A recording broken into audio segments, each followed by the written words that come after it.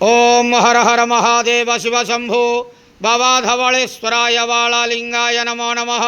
दीपं यदि परं ब्रह्म दीपं यदि जनार्दनः दीपहरतु मे पापो पूजा दीप नमस्तुते।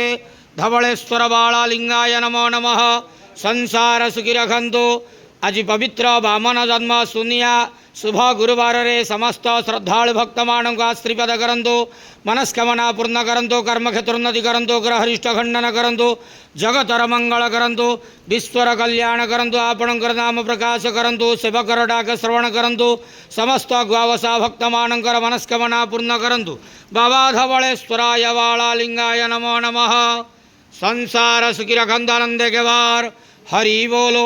आज पवित्र वामन जन्म सुनिया शुभ गुरुवार रे समस्त श्रद्धालु भक्त मानों को आश्रीपद करंतु आनंदे के वार हरि बोलो।